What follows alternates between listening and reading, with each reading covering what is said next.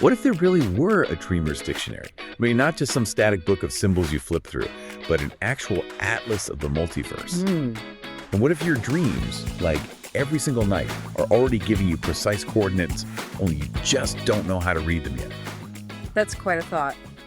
Today, we're diving deep, really deep, into just such a fantastical artifact. We're exploring its profound implications, not just for understanding our own dreams, but maybe the very fabric of reality they hint at. Yeah, we're inviting you to journey with us, really, to look at those landscapes of your slumber, not as just, random scenery, Right. but as potential maps waiting to be read. It's truly fascinating, isn't it? Thinking of dreams not just as these passive things we go through until morning. Exactly, but as active navigational tools. The idea that our nightly visions could be more than just reflections, maybe actual pathways. To other states of awareness, different moods, maybe even other dimensions. It fundamentally shifts how we approach our inner lives. Totally. It's not just about interpreting what you saw last night. No, it's about unlocking a whole new way to navigate your inner world. So, okay, how does someone even start to decode an atlas like that? Well, our story begins with Phillip. Phillip Aisling. Right. A man who, honestly, like many of us, found himself deeply frustrated.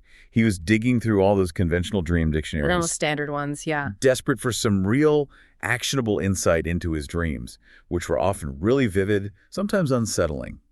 But all he found was cliche after cliche. Like snake equals fear, or flying means freedom, that kind of thing. Exactly that. Just superficial interpretations that never quite clicked. Yeah. They didn't match the profound sense of meaning he felt his dreams held. He felt stuck. Unable to bridge that gap between his sleeping mind and his waking understanding. And this is precisely where his journey took an unexpected, almost, destined turn. Okay. Phillip stumbled upon something truly unique. The Dreamer's Dictionary itself. Wow. Just like that. Well, not quite just like that. It was hidden away, almost secreted behind this facade of fake, dusty books in a quiet, unassuming corner of a library. Hidden. So it wasn't just sitting on a shelf. No, it felt less like a discovery he made and more like the book was actively waiting for him. Tucked away until the exact moment he was ready. That's the feeling, isn't it? Yeah. That uncanny sense that the book somehow chose Phillip, appearing right when he needed it most. Right when he was at the end of his rope with those typical interpretations, he was longing for true understanding, and then there it was. It almost suggests the universe, or maybe the multiverse itself, kind of responds to that deep yearning for knowledge. Provides the tools when the student is finally ready. And what's truly fascinating here is that the book didn't just reveal itself. It immediately presented a riddle. A riddle. Yes, a riddle that hints at its true extraordinary purpose. The very foreword of this mysterious volume holds a key, explaining that its contents are far more than mere definitions. It speaks of a gateway. A gateway. To other worlds, offering a glimpse into what its true users, the true dreamers, might uncover. A gateway. Okay, now that sends shivers down my spine. A riddle embedded in the foreword of a book found like that. You have to share it with us. I was hoping you'd ask, of course. The foreword, which, interestingly, is also said to be intricately printed on the back cover of the book itself, reads like this. Okay, I'm ready. Through the gates of dreaming come powers untold. There are distant worlds for true dreamers to behold. You may not understand just what your dreams mean. Once you have broken through the barrier in between, each moment you sleep brings signs without number. May this book bring meaning to visions of your slumber. Wow. Distant worlds for true dreamers to behold. And the barrier in between, that suggests something far, far grander than just interpreting an image as a feeling. Exactly. This sounds like a user manual for exploring entirely different planes of existence, not just analyzing, your feelings about your boss. Right. It implies transformation, a breaking through, not just translation. But what exactly is a true dreamer in this context? And what is this barrier? Excellent questions, and they really get to the heart of it. Experienced dream masters understand that a true dreamer isn't just someone who dreams vividly. Okay. It refers to someone who has cultivated conscious awareness within their dreams, moving beyond just watching. Active engagement. Active engagement, and crucially, intent. They're lucid, not just aware they're dreaming, but actively participating, eventually navigating. Navigating, okay. And the barrier. The barrier in between is often understood as that veil between our normal waking perception, our linear way of seeing things, and the fluid, multidimensional reality of the dreamscape. It's a barrier the Dreamer's Dictionary supposedly helps to dissolve. So it's about developing a new kind of literacy, really, for a whole new kind of reality. And the physical design of this artifact, it's just as enigmatic, isn't it? It really is. We're talking about a midnight blue cover, embossed with a prominent crescent moon, already setting a mystical tone right there. Yes. But the really captivating part for me are these rotating atlas-like rings, adorned with all sorts of symbols. It doesn't look like a book you just read. No, it sounds like a device you operate. Exactly. How does that tie into its function? Precisely. Beyond its captivating look, the true marvel of the Dreamer's Dictionary lies in how it works. It's well established among practitioners that this is not a book of static reference. Not the usual cliches? No cliches like snake equals fear or flying means freedom. To most people, the intricate symbols inside would probably look like absolute nonsense. Like gibberish? An incomprehensible jumble of esoteric glyphs, basically. But to true dreamers, those who've developed that specific lucidity and awareness, those rotating rings, those symbols, they unveil intricate maps. Maps to higher dimensions of consciousness. Okay, hang on. Not a Wikipedia for dreams, but a GPS. I'm still trying to picture this. What do you mean by higher dimensions of consciousness here? Can you make that a bit more tangible? Sure, let's try. Imagine your ordinary dream is like a flat, two-dimensional map. You're just watching the scenery go by. Okay, yeah. What we're talking about with these higher dimensions is more like perceiving the landscape in 3D, or even navigating to entirely different regions of consciousness, each with its own unique laws, maybe inhabitants, lessons. So not necessarily physical places. Not usually physical in our sense, more like specific states of being or emotional landscapes, maybe even collective memory fields our subconscious can tap into. The dictionary helps you perceive these layers, these dimensions, and then move between them intentionally. This makes me think of Philip's own early experiences before he found the dictionary. He talked about these recurring glitches in his dreams. These fish ponds. Yeah, like fish ponds appearing suddenly in windows or finding himself in an endless hallway filled with doors. He said they didn't feel like random symbols, things to be interpreted emotionally. That felt different. Much more like precise coordinates, almost like markers in some vast unknown territory, hinting at something more structured underneath it all. That's a crucial insight. And it perfectly illustrates the dictionary's true purpose. Experienced dream masters understand it functions less like a glossary. Right. And more like a star chart for the subconscious mind. Each symbol isn't a definition to look up. It's a coordinate. A coordinate.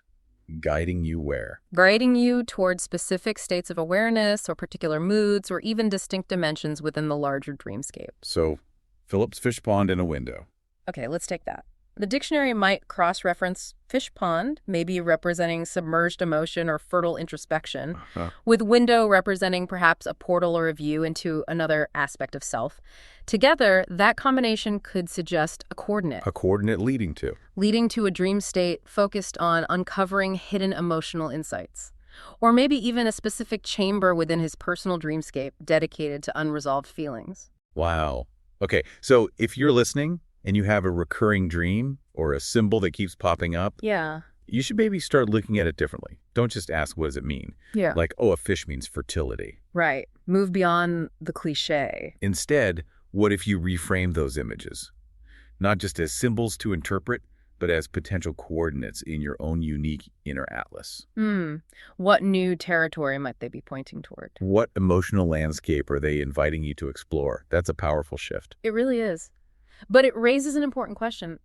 How does one actually use a tool like this effectively? It's not just about having it. For Philip, this meant seeking further guidance. He eventually encountered the Oracle. The Oracle. Sounds mysterious. A figure of profound wisdom within the lore of the Dreamer's Dictionary. Her counsel was apparently essential for its true application. What did she say? The Oracle, this quiet guardian of deeper dream mysteries, imparted some crucial wisdom, she stated. In the hands of a true dreamer, the meanings behind each dream become evident. In the hands of a true dreamer. That sounds incredibly empowering, but also maybe a bit daunting. It's not just a matter of owning the book, is it? Oh, definitely not. It implies commitment, a journey of development for the dreamer. Absolutely not a quick fix. You're spot on about the commitment. Advanced practitioners understand this isn't some magical shortcut to instant understanding. Oh, what does it take? Unlocking its full potential demands genuine lucidity, that conscious awareness within your dream, plus consistent practice and patient, disciplined exploration. Patience and discipline, not always easy. No. The Oracle's wisdom emphasizes that the dictionary doesn't just give you the answers, it shows you how to find them through your own sustained engagement. Okay. It's a journey of self-mastery within the dreamscape. It requires active participation to yield its secrets. So it's not about finding a cheat code. It's about honing your skills as a dreamer, becoming an active participant in your own subconscious journey. That actually frames it quite positively, I think. It emphasizes empowerment through consistent engagement rather than, frustration with complex stuff. It's about building a living relationship with your own subconscious, guided by this remarkable tool, potentially. And what's truly fascinating is how we can maybe bridge this fantastical artifact to our own lives right now. Exactly. There's this universal human longing, isn't there, for a universal dream language? Totally. We all want to make sense of our dreams, to understand the messages our sleeping minds send us. We yearn for that aha moment. That moment that connects the dots and provides clarity. Absolutely. We scribble down fragments in the middle of the night, try to decode them over coffee. Yeah. Hoping for that elimination. Mm-hmm. What is my subconscious trying to tell me? And here's the profound truth that advanced practitioners have discovered. Your personal dream journal is, in essence, your dreamer's dictionary. Wait, my dream journal? Yes.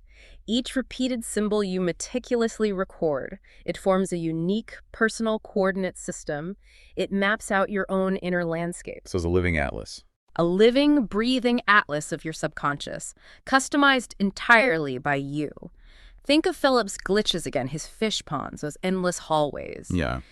If he had consistently journaled them, really paid attention, he would have started to see patterns emerging. Those patterns would become his personal coordinates, his unique symbols for navigating his dream dimensions. That's actually mind-blowing. So instead of just seeing your journal as a historical record of dreams, you can start viewing it as a living atlas, constantly being updated with new navigational data. Every time you note a recurring symbol, you're adding another coordinate to your personal map of the multiverse. It's right there, potentially, at your fingertips. Phillip Aisling's dictionary is this wondrous, fantastical artifact in his story, yes, but metaphorically. We all carry our own dream dictionaries within us. We just need to learn how to read them. It's really an invitation. Recognize the power you already hold and engage actively with that power. The Dreamer's Dictionary reminds us that the quest for understanding our inner worlds, it's deeply personal. And the tools are often closer than we think. So for you, listening right now, we have a couple questions to leave you with first. What's your most common recurring dream symbol? Yeah, is there an image, a feeling, maybe a place that keeps showing up, like a persistent whisper from your subconscious? Think about that one. And then, if you had your Dreamer's Dictionary, imagine it. Yeah. Midnight blue cover, rotating rings. What's the very first entry you'd look up? What specific mystery in your own subconscious would you want to unlock first? We'd absolutely love to hear your thoughts on this. Share your recurring dream symbols with us, maybe on our socials. And tell us, if you had your Dreamer's Dictionary, what entry would you turn to first? Let us know. And please make sure you follow, like, review, and share this deep dive with anyone else who's curious about the unseen, maybe navigable worlds of their dreams. Until next time, keep dreaming. And keep exploring those inner atlases.